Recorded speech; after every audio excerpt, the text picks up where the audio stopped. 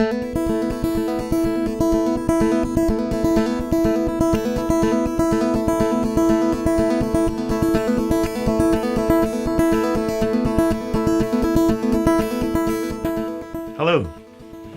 I'm here to tell you today about my new acoustic preamp that I've designed.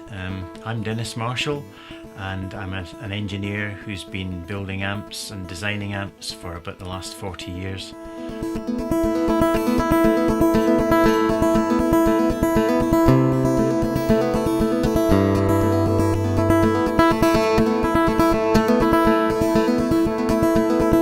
This acoustic preamp has been the kind of lifetime's work for me. It started off about 6, 7 or 8 years ago with this trusty old amp here called Dark Blue, and the front end of this has a very special valve circuit in it which I developed for guitar players to try and increase the quality of the sound that is coming out of the guitar that gets amplified.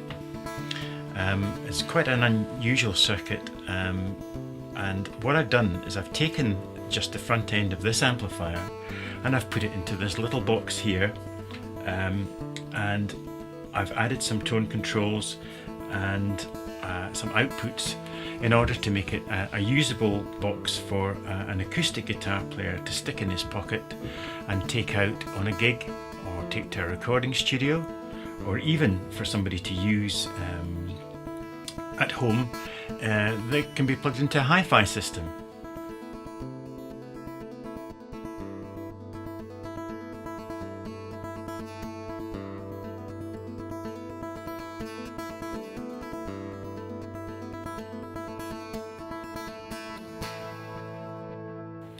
So I'm just going to give you a short explanation of all the controls that are on it, what they do, and how they would be used normally.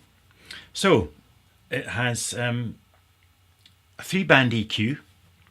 It has a bass control, which is active plus or minus 14 dB, is active at 100 Hz.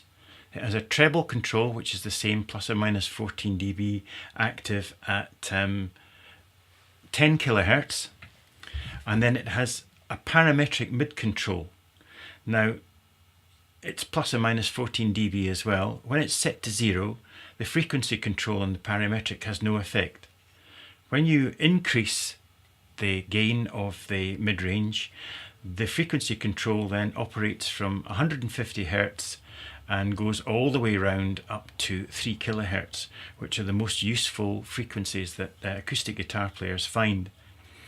It can then also cut in the same frequency from 150 Hz up to 3 kilohertz, which is useful very much in stage performances. When a particular feedback level comes in, then you can actually zero in on that particular frequency and remove it.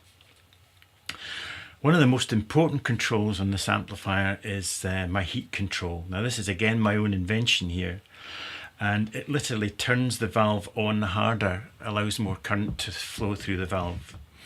This has the effect of when it's off, the valve is running very softly, so the player has a very sort of not saggy response, but has a soft response to picking. If you're playing in a rhythm with a plectrum, then this is the kind of setting that you would use here. If you're playing fingerstyle, where you need a bit more dynamic from the amplifier, or if you're using a nylon strung guitar, you want a bit more dynamic from the strings. So you would start to turn up this heat control, and it has the effect of naturally compressing the sound through the valve, and also making a crisper, more defined note. So the other 3 controls that you can see here are all to do with the inboard effects unit, and that has 16 different effects, mostly of reverbs, of which 3 are hall reverbs, 3 are plate reverbs, and 3 are room reverbs. There's also a chorus and a separate echo position, and even a flanger position. Each effect has its own program where one of the parameters of the effect can be changed by an infinitely variable amount, i.e. if you have a whole echo going on, you can have a short decay, or as you turn this program control up, you can actually make the decay longer and longer. And then the little wet dry level control of the effect. Okay, so that's the front panel. The back panel is the output part.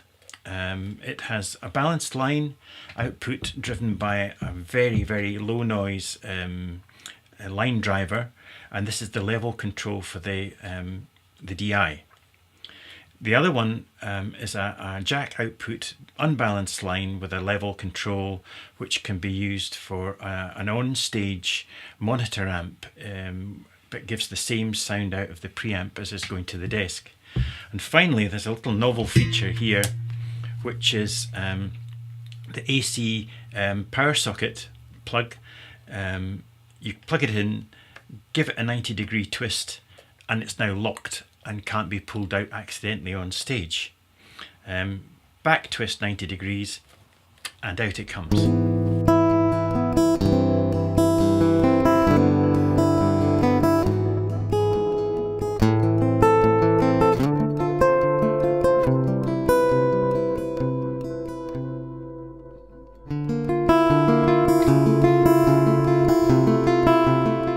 Well, you may well ask why I've used a valve in this little box, because it involves quite a bit of extra circuitry in order to be able to power this valve. I actually built one without a valve in it as an A-B comparison, so that I could actually listen and see if there was a real difference. And a few people came into the workshop and they listened to one and they listened to the other, and there was a marked difference, and 100% of people said that they felt that the valve sounded much warmer, much more musical, and just generally a rounder, more natural sound than the totally solid state. So the valve had to stay in.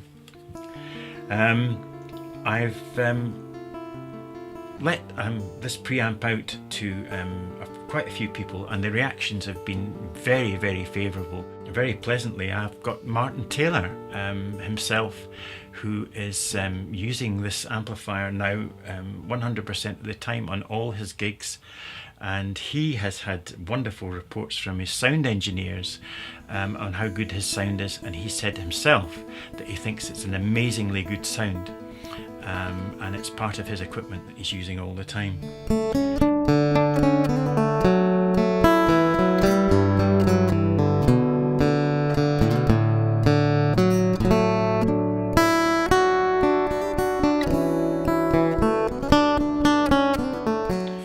So that basically is my wonderful new preamplifier that I hope a lot of you are going to buy.